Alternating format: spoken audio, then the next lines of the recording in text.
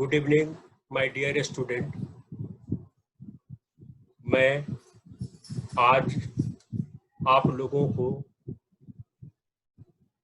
6 एकड़ and third छा माना आठा गुंथा या 6 बीघा जमीन उपन्यास के प्रमुख केंद्रीय नारी चरित्र चंपा के चारित्रिक विशेषता तथा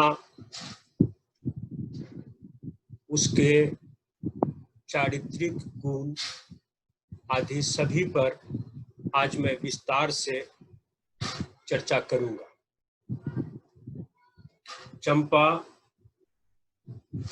6 बीघा जमीन की प्रमुख नारी पात्रा है। चंपा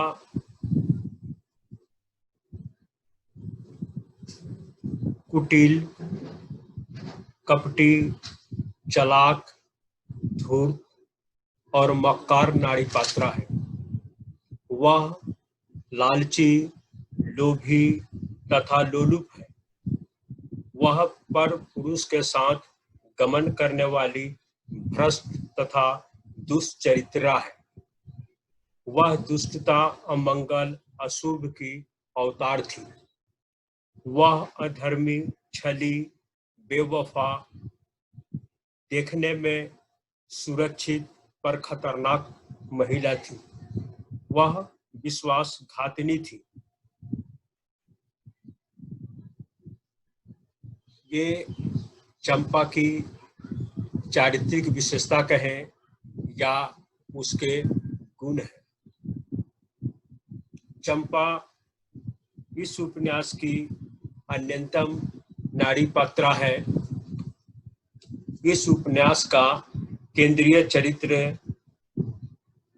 रामचंद्र मंगाराज की रखेल तथा उसकी उपपत्नी है तथा उसके हर एक पाप कर्म की सहयोगिनी तथा प्रेरक है। चंपा की पहुंच मंगाराज की शयन कक्ष तक है। देर रात तक चंपा और मंगाराज दोनों साथ साथ बैठकर षड्यंत्र का खाका तैयार करते हैं तथा ठहाके लगाते हैं। मंगाराज की विवाहिता पत्नी शांतनी दोनों के बीच में आकर उसे शयन कक्ष में ले जाना चाहती है, पर मंगाराज मना कर देता है। दोनों के नजदीकी संबंध देकर वह चिढ़ती और जलती भूनती रहती है, पर वह कुछ नहीं कर पाती है। चंपा अपने व्यवहार से, अपने चरित्र से, चंपा अपने व्यवहार तथा अपने चरित्र से मंगाराज के वैवाहिक जीवन में जहर घोलने का प्रयास करती है। चंपा गोविंदपुर ग्राम में केवल चंपा के नाम से ही नहीं जानी जाती है। गांव वाले उसे कई नाम से पुकारते हैं। कुछ नाम उसके मुख पर या मुंह के सामने प्रकट करते हैं और एक ऐसा भी नाम है जो उसे पीठ पीछे लोग संबोधन करते हैं। चंपा गोविंदपुर ग्राम में चंपा उर्फ स्वामिनी चंपा या मालकिन चंपा नाम से जानी जाती है। जो लोग यानी ग्राम वाले जब मिलते हैं तब चंपा को चंपा या स्वामिनी चंपा या मालकिन चंपा कहकर संबोधित करते हैं। इसके अतिरिक्त उसके पीठ पीछे कहे जाने वाला एक और नाम है जिसे लोग हरा कला कहते हैं, किंतु हरा कला लोग उसके मुंह पर कहकर संबोधन नहीं करते हैं। मालिक मंगाराज के साथ उसका संबंध रहस्यात्मक था। उसके जाति, उसके पारिवारिक पृष्ठभूमि, वंशावली के बारे में कुछ भी जानकारी नहीं था।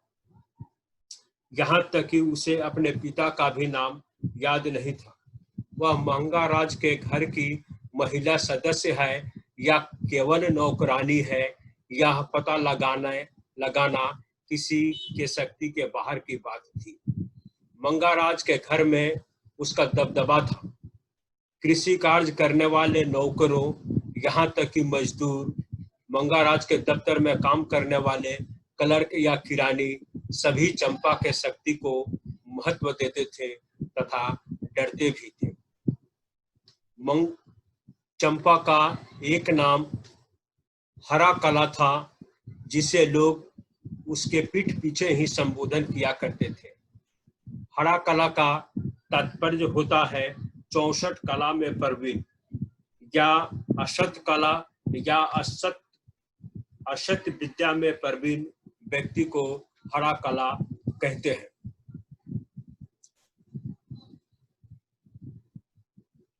चंपा हरा कला यानी ठग कला या धूर्त कला की पंडित थी। कोई भी उसे इस नाम से संबोधन करने का साहस नहीं कर सकता था। यह नाम कहां से उत्पन्न हुई, किसने उत्पत्ति की, यह आज तक नहीं जाना जा सका है। यह नाम उसके प्रशंसा के लिए कहा गया है या अपमान के लिए, यह आज तक नहीं जाना जा सका है। एक दिन की बात है, एक व्यक्ति ने चंपा से कहा, लोग पीठ पीछे आपको हरा कला नाम से संबोधन करते हैं। चंपा क्रोधित हो गई और रोने लगी। वह सीधे मंगाराज के पास गई और शिकायत की। दोषी व्यक्ति को पकड़ने के लिए बड़े पैमाने पर खोजबीन की गई। 2 दिन तक मंगाराज के आदमी इधर उधर दौड़ते रहे, पर यह नहीं मालूम किया जा सका कहां से इस नाम की उत्पत्ति हुई और यह कहां तक फैला है। अंत में मंगाराज ने इस काम को छोड़ दिया और चंपा से कहा, चिंता मत करो, जो अभियुक्त है उसे हम पकड़ लेंगे। सावधान, चंपा को हरा कला नाम से कोई संबोधन नहीं कर सकता है। फकीर मोहन सेनापति ने चंपा के व्यक्तित्व का बड़ा ही आकर्षक चित्र प्रस्तुत किया है। वह कहते हैं, चंपा के आकर्षक व्यक्तित्व का चित्र प्रस्तुत करते हुए फकीर मोहन सेनापति कहते हैं, उसकी आंखें काजल से सौंदर्य सिक्त रहा करता था या रहता है। उसका मुख पान से भरा रहता है। उसका शरीर हल्दी और तेल के उपटन से मालिश होता था। वह 16 हाथ की साड़ी पहनती थी। वह इतना तेज चलती थी कि कुत्ते जैसा लगती थी। उसके बाल ऊपर बंधे होते थे तथा फूलों से सजे होते थे। वह इतना भारी भरकम थी, कोई समझ नहीं पाता था कि वह चल रही है या दौड़ रही है।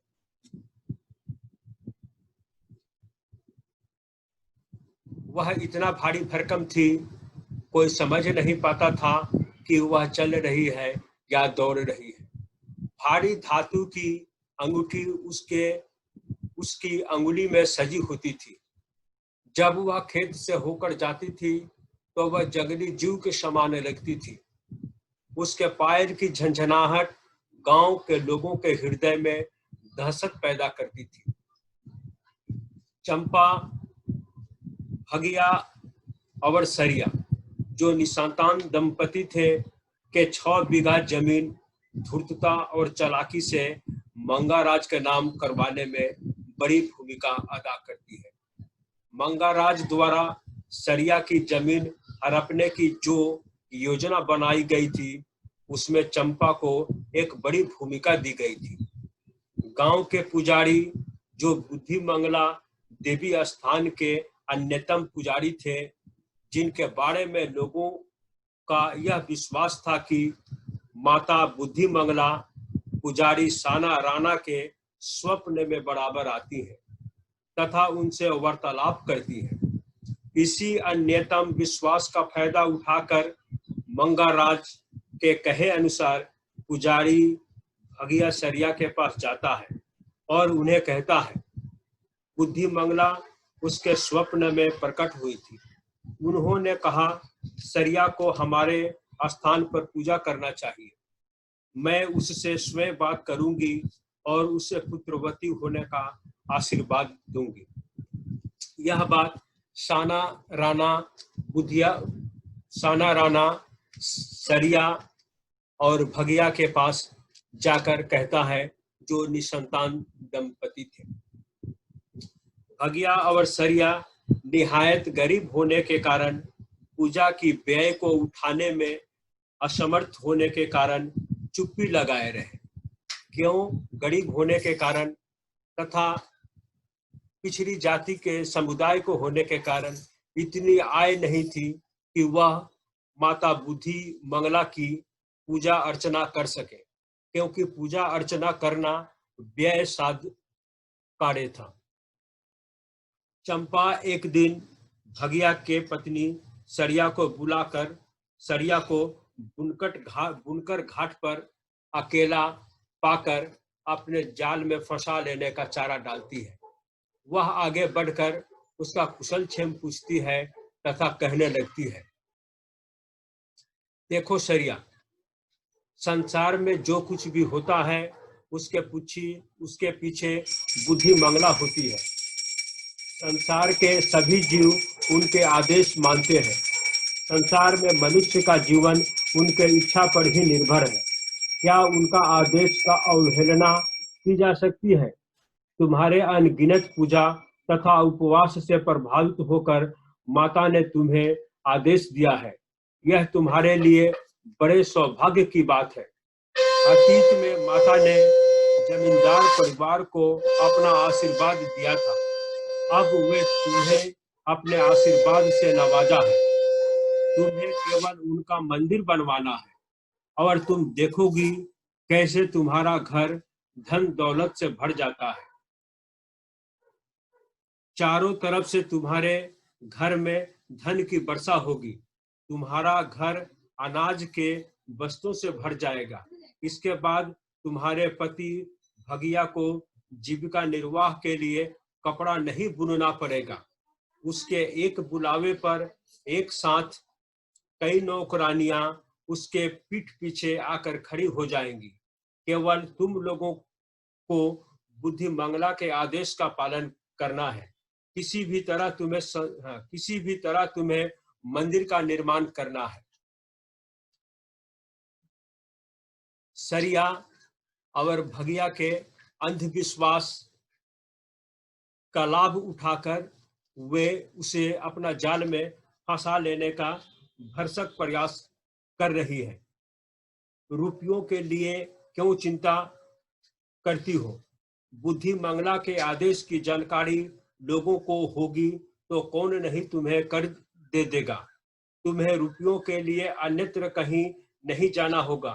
यहाँ तक कि निस्तब्ध रात में भी रामचंद्र मंगाराज तुम्हें कर्ज दे देंगे। मैं अपने ऊपर कर्ज की व्यवस्था की जिम्मेदारी लेती हूँ। तुम्हें कुछ भी नहीं करना पड़ेगा। मंदिर के निर्माण में बहुत ज्यादा खर्च नहीं आएगा, केवल 150 रुपये। इसी रुपये से एक बड़ा मंदिर का निर्माण किया जा सकता है। केंद्रापारा में स्थित बालदेव मंदिर के समान ही लंबा और चौड़ा मंदिर का निर्माण हो सकता है, महज 150 रुपये में। चंपा सरिया को अकेला बुनकर घाट पर पाकर किसी भी तरह से वह अपने जाल में उसे फंसा लेने का प्रयास करती है और बताने का वह प्रयास करती है कि बुद्धि मंगला ने यह आदेश पुजारी साना राणा के माध्यम से दिया है कि तुम दोनों पति पत्नी मिलकर बुद्धि मंगला का मंदिर का निर्माण करो। मंदिर निर्माण के उपरांत माता खुश होकर तुम्हें बहुत सा धन दौलत देगी और उस धन दौलत के बदौलत तुम बहुत सा कर्ज लोगों को दे सकोगे, जमींदारियां खरीद सकते हो, नौकर रख सकते हो और जो चाहे तुम कर सकते हो। वह विभिन्न तरह से उनको प्रलोभन देकर जाल में फांसने का प्रयास करती है। वह आगे कहती है, केवल तुम्हें अपना 6 बीघा जमीन मंगाराज के पास बंधक रखना है और तुम्हें रुपया प्राप्त हो जाएगा। तुम मत सोचो कि तुम्हारा जमीन तुमसे कोई ले लेगा। यह उसी स्थान पर रहेगा जहां पहले था। केवल इतना ही अंतर होगा कि कागज के टुकड़े पर कुछ लिखना होगा। एक बार जब मंदिर बन जाएगा, तुम स्वयं इतना अमीर बन जाओगी कि तुम दूसरों को कर्ज मुहैया कराओगी। मुझे विश्वास है कि भगवान ने तुम्हें इसका संकेत दे दिया है। एक सोने का सिक्का प्रदान कर। इस पर अविश्वास नहीं किया जा सकता है। चंपा ने अनुभव किया कि इतना कुछ बोलने के बावजूद भी या इतना देर तक बुद्धि मंगला के आशीर्वाद, उसके आदेश को बताने के बावजूद भी सरिया पर कुछ भी असर नहीं हो रहा है, तो वह फिर जो है वह कहने लगी कि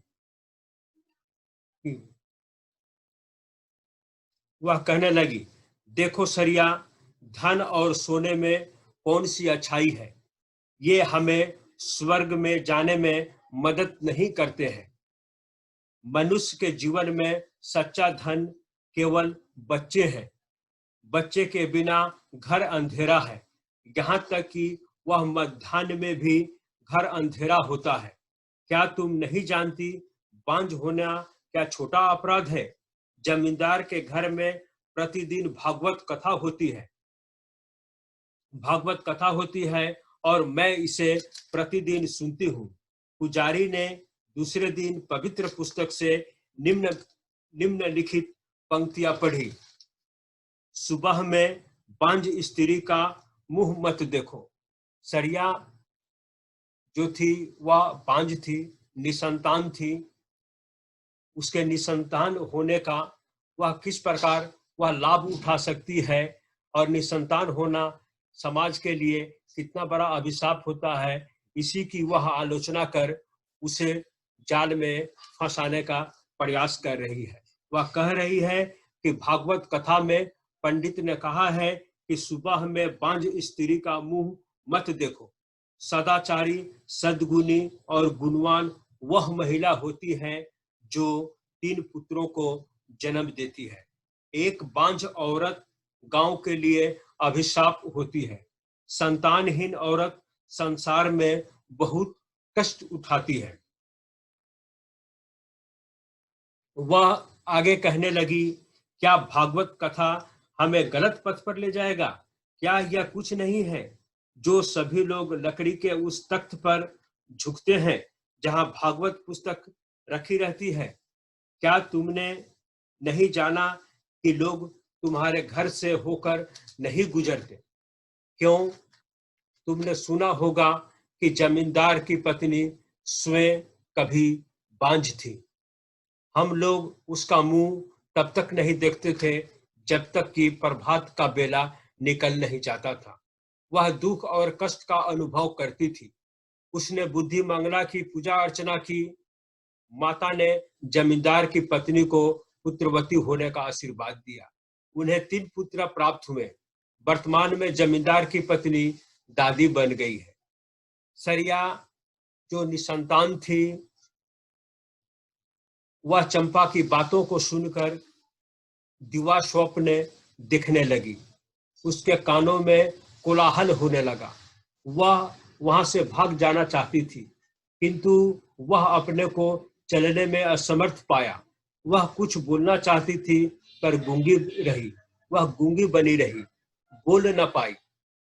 चंपा ने फिर कहना प्रारंभ किया, जो लोग देवी बुद्धि मंगला का आदेश नहीं मानते हैं, वे अंधे और बहरे होकर मर जाते हैं। क्या तुम नहीं जानती हो, गोपीनाथपुर के 3 औरतें जिन्होंने देवी के आदेश को नहीं माना, अपने पति को खो दिया।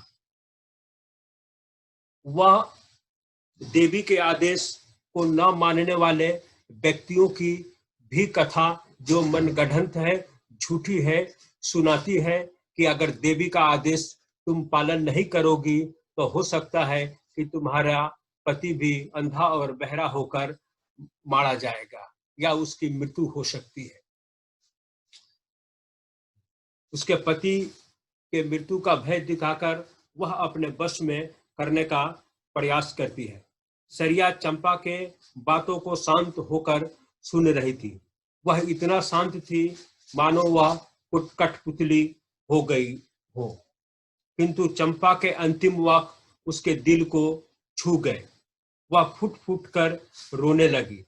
वह थर थर कांपते और रोते हुए कहा, मैं क्या करूं, मुझे क्या करना होगा। उसे अब बच्चे की या संतान की जरूरत नहीं सता रही थी। वह चाहती थी कि उसका पति भगिया चंद्र किसी भी प्रकार से जीवित रहे। दैव जोग से देवी का प्रकोप उसके ऊपर न पड़े, क्योंकि वह अपने आप को पा रही थी गरीबी के कारण कि वह भगवान या देवी की मंदिर बनाने में असमर्थ थी। तो वह कहने लगी कि मैं क्या करूं, मुझे क्या करना होगा, क्योंकि मैं किसी भी हालत में चाहती हूं कि मेरा पति अंधा या बहरा न हो, वह सदैव जीवित रहे और हमारे संग में रहे। हमें संतान की चाहत नहीं है, केवल पति की ही चाहत है। चतुर चंपा समझ गई कि वह अपने लक्ष्य को भेद दिया है। उसकी योजना कामयाब हो गई। प्रफुल्लित चंपा ने कहा, देखो सरिया, तुम्हें डरने की जरूरत नहीं है। तुम्हें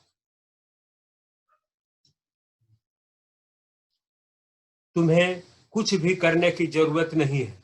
सब कुछ मुझ पर छोड़ दो। वह आश्वासन देने लगी कि तुम्हें डरने की जरूरत नहीं है और कुछ करने की भी जरूरत नहीं है।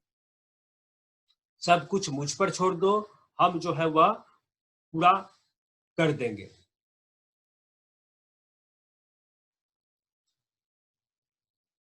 सरिया ने कहा, मुझे कुछ भी आवश्यकता नहीं है। मैं चाहती हूँ मेरा पति अच्छा और सुरक्षित रहे। उसके लिए चंपा ने फिर उसे कहा कि उसके लिए डरने की बात नहीं, वह सुखी और सुरक्षित रहेगा। उसके बाद चंपा ने सरिया के हाथ में भगवान दधि वामन की माला तथा प्रसाद रख दिया और कहा, यह हमारा गवाह या साक्षी है, यानी यह हमारा प्रसाद, और यह मतलब कि भगवान दधि वामन की माला यह हमारा साक्षी है। मैं सुनिश्चित करूंगा कि सब कुछ अच्छा हो। तुम 3 पुत्रों की माता बनोगी और तुम्हारा पति भगवान चंद्र या भगिया चंद्र सैकड़ों बरस जीवित रहेगा। चिंता मत करो। इतने से भी सरिया के दिल में या मन में शांति नहीं आई। वह सांत्वना प्राप्त करना चाहती थी चंपा से। उसने पूछा, मुझे क्या करना होगा? मुझे क्या करना होगा? ओ मालकिन चंपा, मुझे क्या करना होगा? सरिया चिल्ला उठी। चंपा ने मौके का लाभ उठाते हुए कहा, तुम्हें कुछ भी नहीं करना होगा। चंपा ने जवाब दिया, दोनों, भगिया और तुम, शाम के समय मंगाराज की कचहरी में आओ। तब मैं तब मैं तब मैं जरूरत के अनुसार, आवश्यकता के अनुसार जो कुछ करना होगा मैं करूंगी।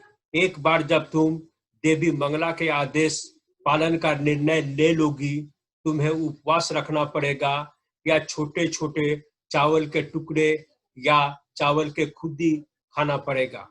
जब तक मंदिर निर्माण का कार्य पूरा नहीं हो जाता, मैं तुम्हें इसलिए बता रही हूं कि तुम पूजा की पवित्र रीति नीति नहीं जानती हो। चंपा केवल सरिया और भगिया का जमीन ही हथियाना नहीं चाहती थी, वह सब कुछ ही हथिया लेना चाहती थी धूर्तता से। वह उसे बताती है कि तुम जो है पूजा की रीति नीति नहीं जानती हो, या जब से तुम संकल्प, पति पत्नी जब से तुम संकल्प लोगी कि हमें बुद्धि मंगला का देवी स्थान पर मंदिर का निर्माण करना है, उसी दिन से तुम्हें या उपवास रखना पड़ेगा, या जो है वह मतलब चावल का खुद ही खाना पड़ेगा। यानी भूख और प्यास से भी वह उन्हें जिंदा ही मार डालने का तरकीब ढूंढ लेती है। और अंधविश्वासी पति पत्नी इस बात को गांठ बांध लेते हैं। कुछ दिनों के उपरांत सरिया अपने पति भगिया के साथ मंगाराज के कचहरी में जाती है। दोनों दंपति 150 रुपये में अपनी जमीन मंगाराज के पास बंधक रख देते हैं मंदिर बनाने के लिए। बुद्धि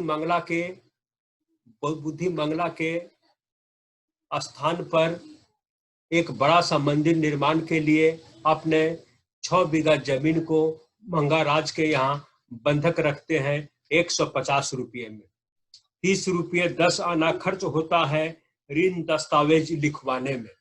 मंगाराज जमींदार कुछ महीने के बाद अपना ऋण उगाही के लिए कटक न्यायालय में केस या मामला कर देता है। मामला से संबंधित सभी दस्तावेज, सूचना, अदालत के हुक्म, निर्णय, 6 बीघा जमीन की दावेदारी तथा उसकी बिक्री से संबंधित कागजात कोर्ट के संदेश वाहक को घूस देकर अपने पास रख लेता है। सरिया भगिया को कुछ जानकारी नहीं प्राप्त होती है। कोर्ट फीस की रकम के वह भगिया का घर तोड़ डालता है। उसकी सारी संपत्ति, माल असबाब अपने घर ले जाता है। साथ ही उसकी प्यारी गाय, जिसे वे अपना संतान ही माना करते थे, उसे वह जबरदस्ती अपने घर ले जाता है। संतानहीन सरिया घर तथा गाय के छिन जाने से व्याकुल हो जाती है। भोजन पानी त्याग कर जमीन और गाय के लिए रोते रोते वह मर जाती है और उसका पति भगिया चंद्र पागल हो जाता है। इस निसंतान दंपति को धूल में मिलाने के लिए चंपा छल कपट तथा धूर्तता का सहारा लेती है। मंगाराज चंपा की बुद्धि तथा धूर्तता का प्रशंसक था। वह बुनकर दंपति को अपने जाल में फंसा लेने के लिए 3 बरस से प्रयासरत था, पर सफल न हो सका था। इसका दायित्व जब उसने चंपा को दिया, जमीन बंधक रखवाने में सफल हो गया। चंपा ने निसंतान दंपति के भावनाओं को भड़काया तथा संतान प्राप्ति की अमर लालसा जगाई और वे भावनाओं में बहकर मंगाराज को जमीन बंधक रख दी। चंपा ने कहा, प्रथम मैंने सोचा कि मैं सफल नहीं हो पाऊंगी, लेकिन हम क्या नहीं कर सकते हैं यदि अपनी बुद्धि विवेक का इस्तेमाल करें। चंपा केवल भगिया और सरिया के सुखी संसार को नष्ट नहीं किया था। चंपा भगिया और सरिया के अतिरिक्त अन्य लोगों के भी संसार को या सुखी संसार को नष्ट की थी। बल्कि वह अपने मालिक मंगाराज तथा उसकी विवाहिता पत्नी संतानी के भी दाम्पत्य जीवन में जहर घोला था। मध्य रात्रि तक दोनों आपस में बातें करते, हंसी ठिठोली करते और जब कभी संतानी उन दोनों के बीच चली आती थी, मंगाराज तुरंत वहां से उसे चले जाने के लिए बाध्य कर देता था। चंपा तुरंत उठकर दरवाजा धड़ाम से लगाती थी। यानी चंपा और मंगाराज जब आपस में बैठे रहते, बातचीत करते, षड्यंत्र करते या हंसी ठिठोली करते, उस समय उसकी विवाहिता पत्नी शांतनी को भी उस कमरे में प्रवेश की इजाजत नहीं थी। कभी वह कमरे में आ भी जाया करती थी तो तुरंत उसे बाहर निकल जाने के लिए कह दिया जाता था और जोर से धड़ाम से दरवाजा लगा दिया जाता था। शांतनी चुपचाप दुख को, कष्ट को सहन करती हुई वह घर से बाहर निकल जाती थी और रोती रहती थी।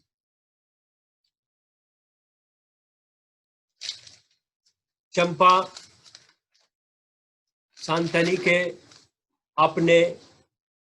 शांतनी को मंगाराज जब शांतनी को अपने कमरे से निकल जाने के लिए बाध्य कर देता है या उसे चले जाने का आदेश देता है तो वह निकल जाती है और चंपा जाकर धड़ाम से दरवाजा को बंद कर देती है और लौटते ही पत्नी के विरुद्ध पति से कहती है, यानी मंगाराज से कहती है,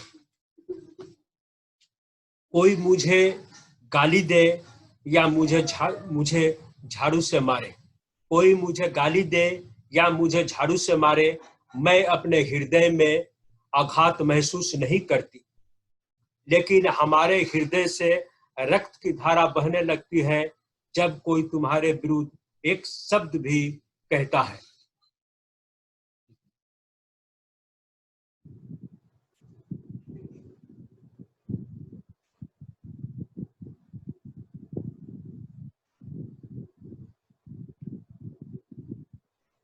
चंपा मंगाराज को अपनी पत्नी शांतनी के प्रति विद्वेष को भड़काते हुए कहती है, कोई मुझे गाली दे या मुझे झाड़ू से मारे, मैं अपने हृदय में आघात महसूस नहीं करती, लेकिन हमारे हृदय से रक्त की धारा बहने लगती है जब कोई तुम्हारे विरुद्ध एक शब्द भी कहता है। क्या तुमने सुना नहीं अभी सनातनी ने क्या कहा? इस प्रकार के शब्द सुनने के बाद पति को उसके मुख देखने की कामना नहीं करने चाहिए, यानी वह उसे हिदायत देती है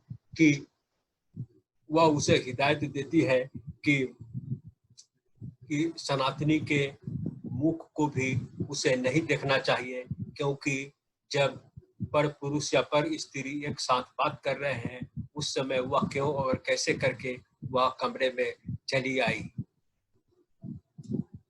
मंगाराज की शत्रुता पूर्व के जमींदार परिवार बाघा सिंह के घर वालों से आ रही थी। इस संघर्ष को निर्णायक अंजाम तक पहुंचाने के लिए चंपा ने बहुरूपिया का वेश धारण करने का निर्णय लिया तथा मंगाराज से कहा, आप हमें एक पालकी दीजिए, 5 उपहार लदी हुई गाड़ी, यदि हमारी योजना सफल न हो तो हमारी नाक काट दीजिए। कहने का तात्पर्य यह है कि मंगाराज की जो शत्रुता रतनपुर के पूर्व जमींदार परिवार बाघा सिंह के परिवार वालों से चली आ रही थी, उस शत्रुता का अंत करने के लिए क्या बाघा सिंह के परिवार को धूल में मिटा देने के लिए मंगाराज और चंपा ने एक निर्णय लिया और उस निर्णय के अनुसार चंपा बहुरूपिया का वेश धारण कर वह उनके घर पहुंचेगी। सालाना पूर्णिमा के दिन, सालाना पूर्णिमा एक बड़ा त्योहार है, यह उड़ीसा में मनाया जाता है। सालाना पूर्णिमा के दिन, जिसे सालाना त्योहार भी कहते हैं, भगवान बालदेव की पूजा की जाती है।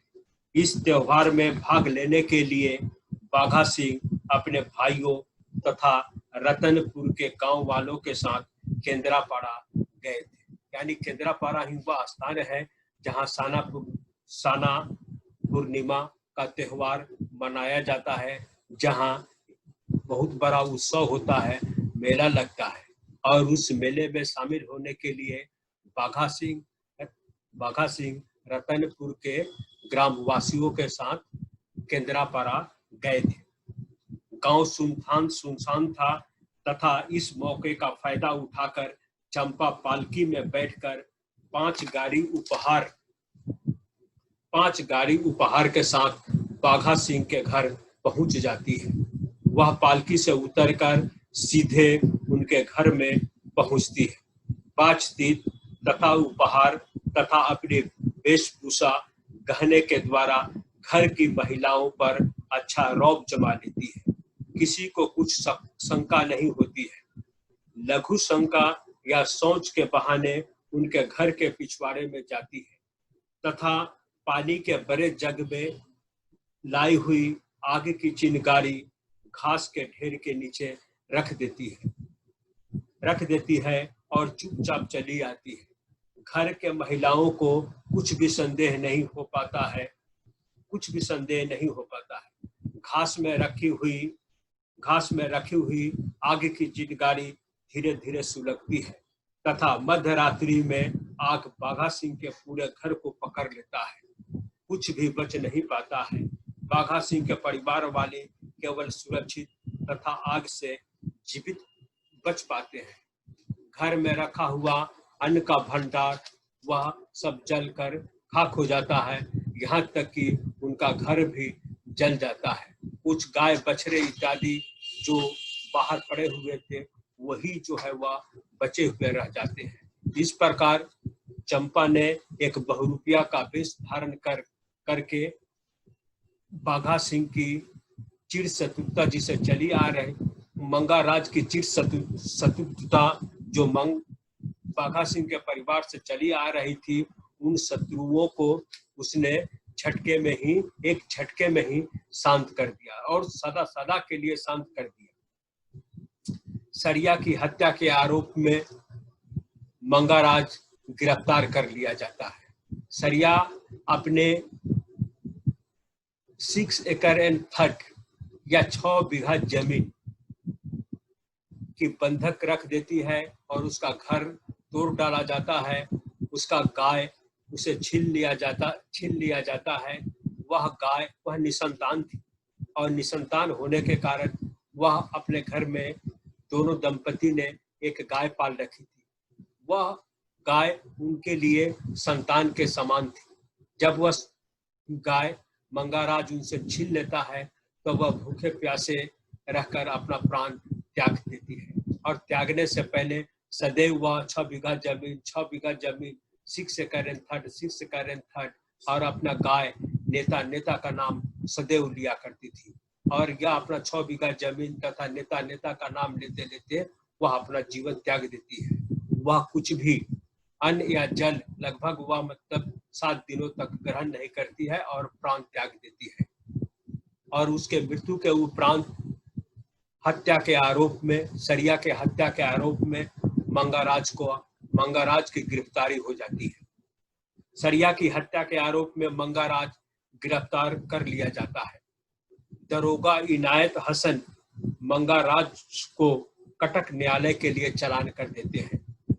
चंपा चालाकी तथा धूर्तता से मंगाराज से उस कमरे की चाबी प्राप्त कर लेती है जिसमें नगद रुपये, सोने चांदी के सिक्के, गहने मिट्टी के भीतर दबा कर रखे गए थे।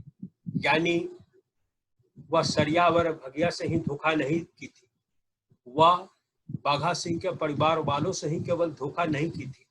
मंगाराज जब गिरफ्तार हो जाता है तो वह स्वयं मंगाराज से भी धोखा करती है और धोखे और चालाकी और धूर्तता से वह उस घर की या उस कमरे की चाबी प्राप्त कर ली जाती है जिसमें बहुत सा गुप्त धन मिट्टी के भीतर दबा कर रखा गया है। वह चंपा गोविंदा हजाम की सहायता से गुप्त धन जो बरसों से छुपा कर रखे गए थे निकाल लेती है और गोविंदा के साथ पैदल ही कटक के लिए दोनों ही पलायन कर जाते हैं। गुप्त धन जो घर में रखा गया था उसे खोद कर दोनों जो है वह निकाल लेते हैं और लेकर उस धन को वह बंडल में बांधते हैं और दोनों जो है वह पैदल ही कटक के लिए पलायन कर जाते हैं।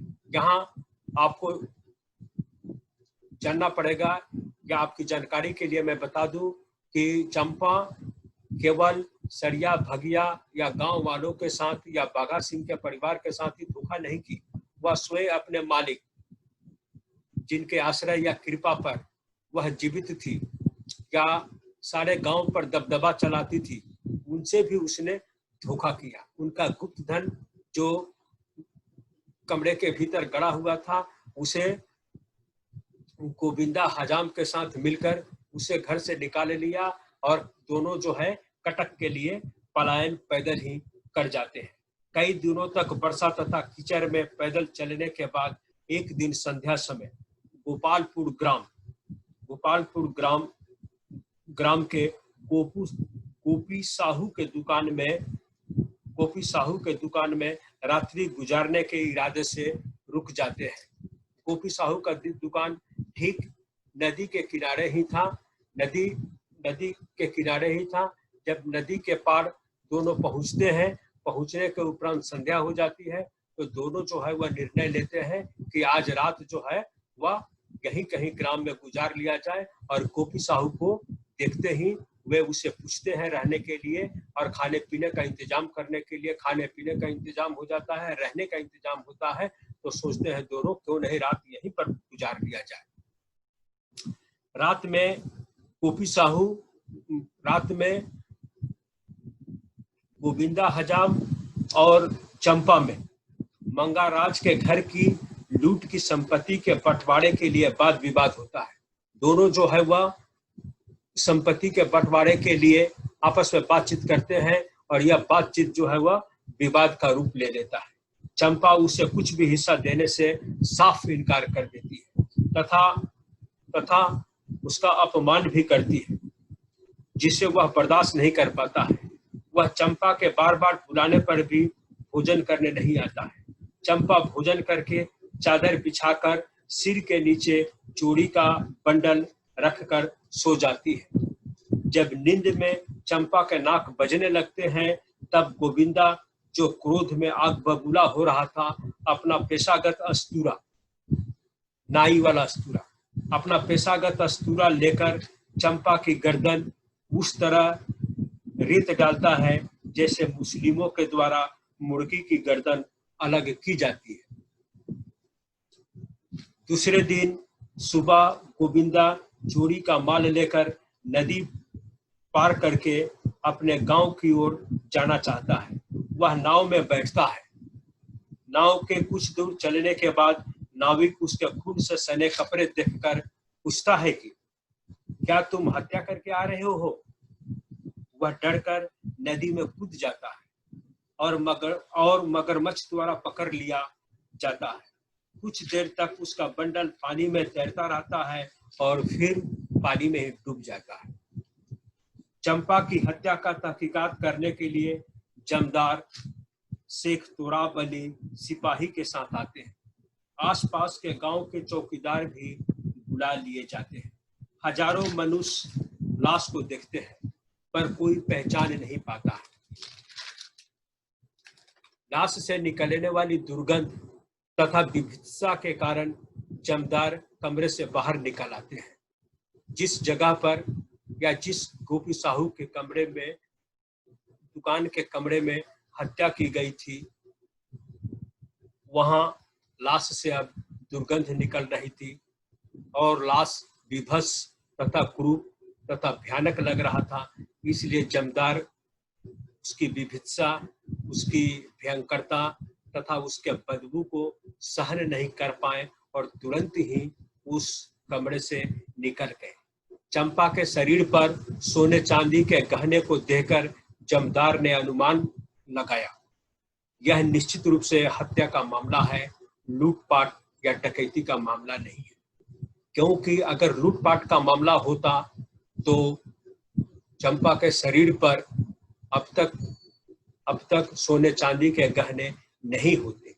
इसलिए वह यह विश्वास कर लेते हैं कि यह लूटपाट या चोरी का मामला नहीं है, यह केवल हत्या का मामला है।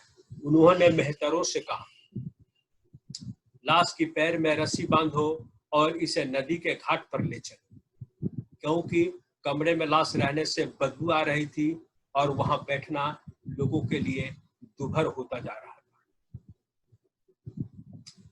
मेहतरों ने लाश के पैर में रस्सी बांधी और खींचने लगे।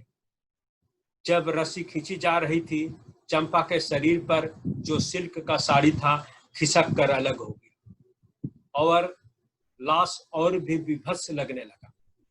जमदार ने उसके शरीर के गहने उतार लिए, डब्बे में उसे बंद किया और बैग में रख दिया सरकार को भेजने के लिए। चंपा के पैरों में पायल थे। वह जमदार के लाख प्रयास करने के बावजूद भी वह पायल नहीं निकल पा रहे थे। उसने पैर पायल से नहीं निकले तो मेहतरों ने पैर काटकर पायल निकाला। 10-15 गिद्ध, सियार तथा कुत्ते वहां जमा हो गए थे, जो लाश के पैरों को लेकर आपस में छीना झपटी कर रहे थे। पायल निकालने के लिए चंपा के दोनों पैर काट डाले गए और पैर को अपनी इच्छा अनुसार इधर उधर फेंक दिया गया, और इस फेंके हुए पैर को कुत्ते या सियार या चील और गिद्ध उसको मांस नोचने के लिए छीना झपटी आपस में कर रहे थे। संदेह भाजन कई सौ लोगों को बारी बारी से लाश के पास बिठाया गया। संदेह भाजन यानी उन पर शक था कि यही लोग कहीं हत्या न किए हो, या जिसकी हत्या हुई हो उसके बारे में इन्हें कुछ जानकारी हो, या जानकारी प्राप्त करने के उद्देश्य से जमदार ने लोगों को लाश के पास बिठाया बारी बारी से पहचानने के लिए। दुर्गंध तथा विभित्सा को देखकर तुरंत लोग भाग खड़े होते थे। बारी बारी से लोगों को लाश के पास ले जाया जाता था, वहां उन्हें बैठाया जाता था, किंतु इतनी भयानक दुर्गंध या बदबू निकल रही थी, लोग जो है वह डर के मारे या दुर्गंध को संभाल न पाने के कारण भाग खड़े होते थे। लोग देखकर यह मन में सोचने लगे, यह बिना पैर के नंगी औरत का शरीर था। यह बिना पैर के नंगी औरत का शरीर था। लोग कहते हैं, यह यहाँ कैसे आई बिना पैर के? क्या यह प्रेतनी है? संदेह भाजन व्यक्ति लाश के पास पल भर के लिए बैठते थे और भागकर जमदार के पास सूचना देते थे कि क्या सूचना देते थे कि हम पहचानते नहीं हैं, और सूचना देकर वह अलग हट जाते थे। अंधेरा हो चला, यानी तहकीकात करते करते, खोजबीन करते, पूछताछ करते करते वह अंधेरा हो चला। गांव के सभी लोग गवाही दे चुके थे, सभी से पूछताछ कर लिया गया था। जमदार केस का तहकीकात बंद करते हुए घोषणा की, कोई भी व्यक्ति इस औरत को नहीं जानता है, या कहां से आई, कौन है, इसका नाम और ठिकाना पता कोई भी नहीं जानता है। यह पथिक थी, किसी ने इसकी हत्या नहीं की। यह सांप के काटने का मामला है। जमदार ने क्या घोषणा कर दी कि यह हत्या का मामला नहीं, यह सांप का मामला है। जब वह खोजबीन करके असल हत्यारे को ढूंढ नहीं पाए तो उन्हें तुरंत जो है वह संध्या होते होते जो है वह लोगों के बीच में घोषणा कर दी, क्या केस को यह कहकर बंद कर दिया कि यह हत्या का नहीं, सांप के काटने का मामला है। और गांव के लोगों ने भी यह समर्थन किया कि गोपालपुर ग्राम में सांप बहुत है। बहुत लोगों ने बहुत तरह से बताने का प्रयास किया कि यहाँ सदैव सांपों का जमघट जो है वह लगा ही रहता है। आए दिन जो है हम लोग 2-4 सांपों को देखा ही करते हैं। जमदार के कहने पर 4 मेहतर लाश के गले में रस्सी बांध दिए। अब जो है वह अब जमदार ने यह घोषणा कर दी कि यह केस जो है हत्या का नहीं है, सांप काटने का मामला है। केस को यहीं पर मतलब कि बंद कर दिया जाए, आगे तहकीकात और पूछताछ या खोजबीन न की जाएगी, आगे इंक्वायरी जारी नहीं रहेगी। तब जमदार के कहने पर 4 मेहतर लाश के गले में रस्सी बांध दिए और उसे घसीटते हुए नदी के किनारे लाए और उसे उठाकर नदी में फेंक दिया। नाविक चंदिया, जिसके नाव में बैठकर गोविंदा हजाम नदी पार करने की चेष्टा कर रहा था, और वह चंदिया के द्वारा पूछे जाने पर कि क्या तुमने हत्या की है, क्या हत्या करके आ रहे हो, जो तुम्हारे शरीर पर इतना खून या कपड़े खून से सने हुए हैं, तो वह डर गया और डर के मारे वह नदी में कूद पड़ा था और उसे एक मगरमच्छ ने दबोच लिया था। फिर चंदिया नाविक जो है वह दिखता है। लाश के फेंके जाने के तुरंत ही बाद नाविक चंदिया ने देखा एक मगरमच्छ प्रकट हुआ और लाश को जबरे में पकड़ लिया और नदी के भीतर ले गया।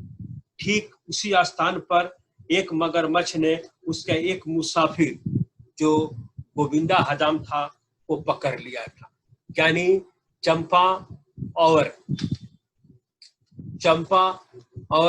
गोविंदा हजाम दोनों की मौत जो एक दूसरे के विरुद्ध जो उनका संघर्ष था, क्या इस एक दूसरे के विरुद्ध जो कुत्सित भावनाएं थी, जो एक दूसरे का हिस्सा, लूट के माल का हिस्सा नहीं देना चाह रहे थे, दोनों का ही अंत जो है वह भयानक रूप से उनका अंत हो जाता है। इस चंपा की कहानी का उपसंहार जो है या निर्णयात्मक जो सोच है हमारी, अब उस सोच को आप लोगों के सामने अब हम प्रस्तुत कर रहे हैं। मनुष्य अपने कर्म का फल पाता है। जो जैसा अपने जीवन में कर्म या कार्य करता है, ठीक उसी के अनुसार वह फल भी प्राप्त करता है। चंपा जीवन भर अपारंपरिक, अनैतिक और सामाजिक कार्य करती रही, दूसरों के जीवन में जहर घोलती रही। धूर्तता तथा चालाकी से कुछ समय के लिए वह मंगाराज की वाहवाही पाती रही। मंगाराज की वाहवाही जीवन की बर्बादी तथा संतानी की मृत्यु का कारण चंपा ही थी। यानी मंगाराज के वैवाहिक जीवन में जो कटुता पैदा हुई थी, वह कटुता का कारण भी चंपा ही थी। यहाँ तक मंगाराज की पत्नी शांतनी की मृत्यु का कारण भी चंपा ही थी। चंपा ने ही बाघा सिंह के परिवार वालों के घर में आग लगाकर सदा सदा के लिए उन्हें धूल में मिला दिया था। निसंतान दंपति भगिया तथा सरिया जो गरीब जरूर थे पर अपने आप से संतुष्ट थे। उनके सुखी जीवन में आग लगाना, उनके पैतृक जमीन 6 बीघा से उन्हें बेदखल करना, संतान के समान पालित पोषित उनके गाय को जबरदस्ती हड़प लेना आदि सभी अनैतिक कार्यों में मंगाराज के साथ उसकी बड़ी भूमिका थी। औपनिवेशिक काल के कानून से वह बच निकली। वह जो भी गलत काम की, अनैतिक कार्य किया, वह हर एक अनैतिक कार्य से वह बच निकली। औपनिवेशिक काल का जो कानून था, वह कानून उसे सजा नहीं दे पाया। उस कानून के आंखों में वह धूल झोंकने में समर्थ रही, पर परंपरागत प्राकृतिक कानून से वह बच नहीं पाई। मनुष्य अपना कर्म का ही फल पाता है। चंपा पर यह उक्ति चरितार्थ होती है, क्योंकि मनुष्य अपने कर्म का ही फल पाता है। चंपा ने भी अपने जीवन भर जो काम किया था, जो जिस प्रकार का उसने काम किया था, उस कर्म के बदौलत ही वह अंत में वह फल पाने में समर्थ रही। या जिस प्रकार उसकी हृदय विदारक मृत्यु होती है, वह उसके कर्म का ही नतीजा कहा जाना चाहिए।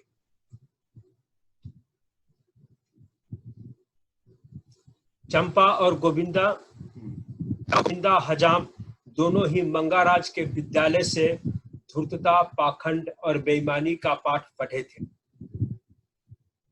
यानी दोनों ही, चंपा और गोविंदा दोनों ही मंगाराज के सहयोगी थे और हर एक धूर्तता, पाखंड और बेईमानी का पाठ उन्होंने मंगाराज से ही सीखा था। दोनों धूर्त, अविश्वासी, मक्कार, कुटिल, चालबाज और कपटी थे। दोनों एक दूसरे के परिवाची थे। दोनों एक दूसरे के चाल को अच्छी तरह जानते थे। लूट लूट के माल में हिस्सा न मिलने पर वह चंपा की गर्दन अस्तूरा से अलग कर देता है, जैसे मुस्लिम क्रिया विधि में मुर्गी का गर्दन अलग किया जाता है। और इस प्रकार चंपा की कथा समाप्त होती है। धन्यवाद।